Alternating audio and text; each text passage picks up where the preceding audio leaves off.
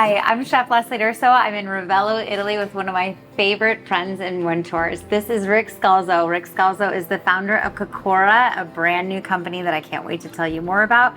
And he is a medical herbalist. He's an honorary naturopath doctor. His resume goes on and on and on. But today we're in the kitchen in Italy, and so we want to put together a little salad for lunch, and I was hoping you would help. I am delighted to help. It's great. We have some amazing both nutritional components to it and delicious components and colorful components, so all the qualities of something really beautiful and really tasty and really nutritious. Well, what do I say? I always say eat the rainbow. And so we've got cannellini beans, white beans that are just so good for you, super high in protein. We've got fresh pomodorini, which means small tomato in Italian. And we've got red and yellow. And to top it off, we've got sun-dried tomatoes. So the combination of the fresh and the sun-dried is something that I really love playing around with flavor-wise. And then I think there's some nutrition benefits for both as well. We've got purple onion, which has medicinal qualities, fresh basil, because we're in Italy, and would it be an Italian recipe without basil? I don't think so. Or oregano, and we're drying dry oregano to offset the fresh basil. So you'll see how we have a lot of different textures happening in this dish. And of course, the star ingredient, it's not anything without really good extra virgin olive oil. And this is grown on the farm, which we're actually staying at. Exactly. And so, I can't wait for the world to taste this olive oil. Let's get cooking though. All right. Ready? I'm ready. All right, let's do it. Carry on. All right, so I'm gonna have you start cutting the tomatoes. You're just gonna, I think, maybe quarter these. Okay. Do you know how to do that? Why don't you show me? Okay, so this is your board.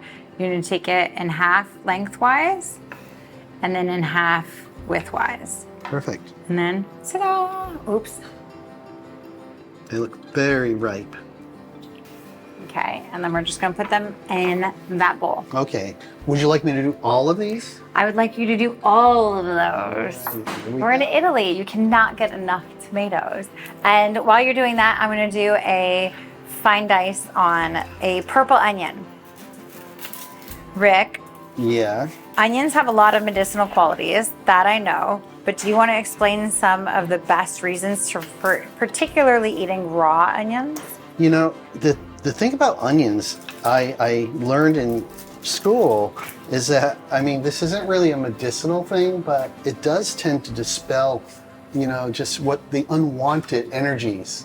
And when you have a cold, an old folklore remedy is to take a raw onion and create a little handkerchief around your neck or a necklace, and wear the onion around so that, you know, it will draw out the toxins and help to recover from a cold very quickly.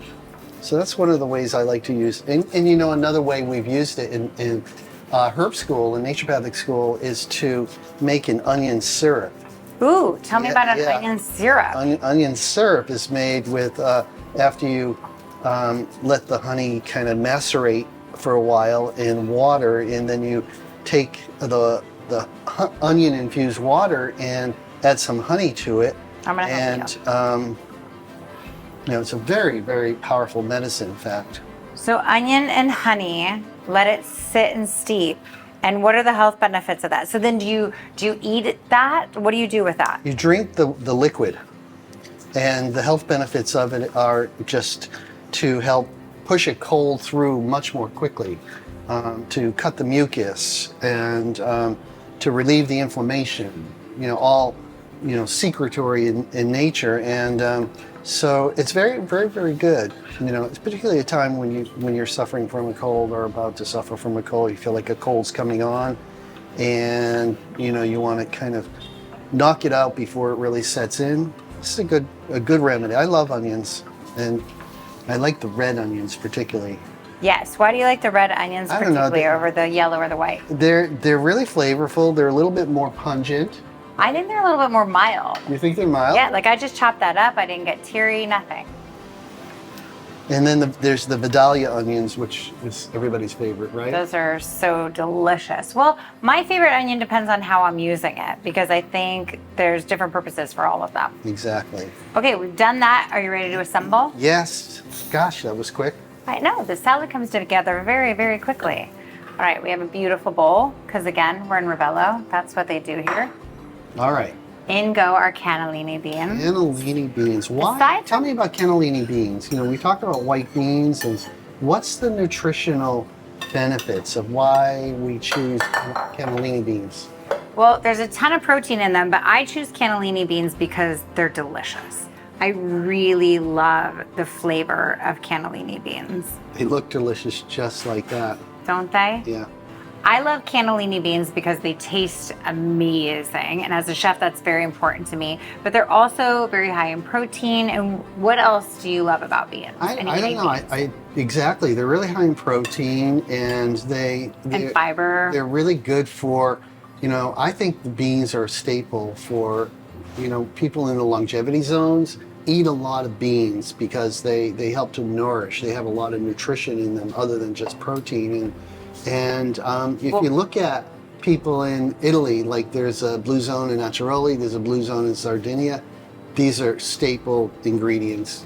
Fun fact, of all the blue zones around the entire world, there's only one ingredient that they all eat every single day. Beans. It's beans. Okay, so the beans are the highlight. I might say one other thing, if I can. Sure. From a nutritional point of view.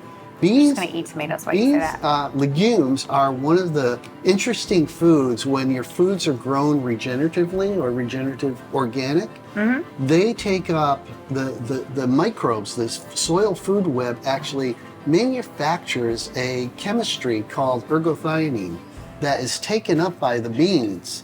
Amazing. And this is an amino acid that is exceptionally good for promoting longevity. Wow. So this may be a little secret to unfold in our teaching about certain foods and why certain ingredients or certain nutrients in foods are so beneficial for us.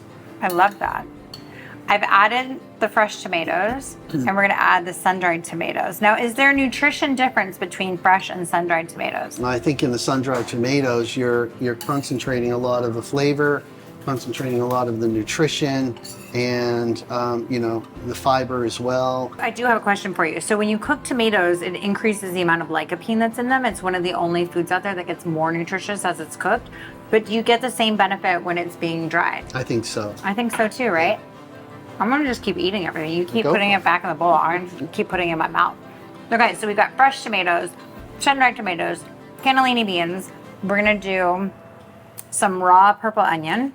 Right, we talked about the health benefits of onions. Particularly raw. It definitely is more beneficial when you eat it raw. If you can't handle raw onions, you can cook this down and then add them in as well. We're gonna do dry oregano. Now, I know, me being an Italian American, this is my great grandmother put dry oregano in on everything. And she thought it was one of the healthiest foods too. It is. I mean, the oils, the naturally occurring oils in the leaf of oregano are very healthy for the immune system. So they're very good to take to help build your resistance. And, you know, I think oregano and a lot of the foods like basil is in front of us as well. They all have really valuable naturally occurring essential oils. Question, do you get the same oils from having oregano dry as having it fresh?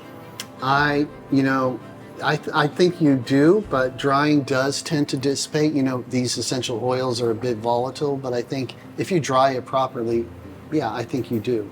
Okay. I love, as a chef, I love the density of the flavor of the oregano when it's dry. It's really good. And so the basil, we're gonna tear in. And that's not just a Italian grandma thing. There is actual science behind why you want to tear your herbs. And that is that it's breaking it at its weakest spots. And it's when you're tearing the basil in its natural weakest spots, you're allowing the leaf to oxidize less. And so if you ever notice, if you chop up basil with a knife, it turns brown really fast. So and starts often getting I see bitter. my basil turning brown or black. So now you're only going to tear it from now on. And we're gonna put a ton of it in there because I love basil. Who doesn't love basil? If you don't like basil, you could set this out for like a thyme or Something like that would be really good in this as well. Look at the size of that. Basil leaves. I mean, you know you're in Italy when the basil leaves are as big as your head. I mean, gorgeous. I love it.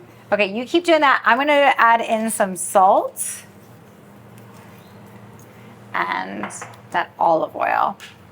The olive oil is going to be our saucy sauce for this bean dish.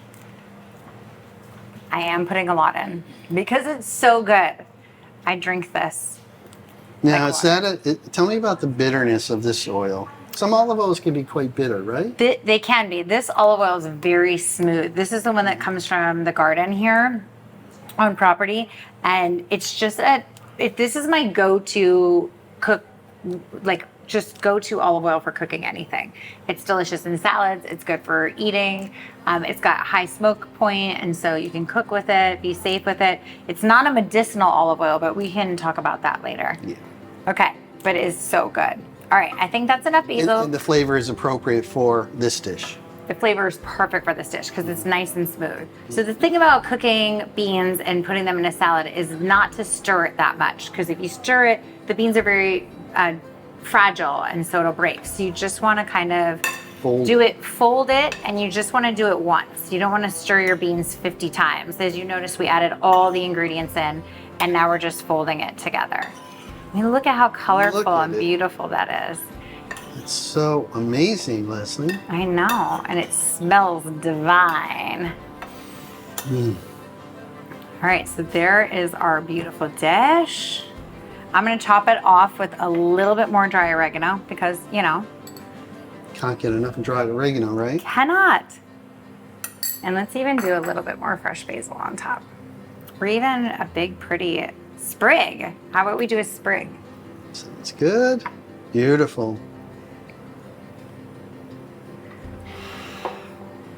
Summer Voila. in a bowl. Nutrition, health in a bowl. Thanks for cooking with me, Ray. Amazing. Look at how beautiful. I know. Such an amazing, easy creation, huh? Do you think everyone's gonna like it? Yeah, we're gonna love it.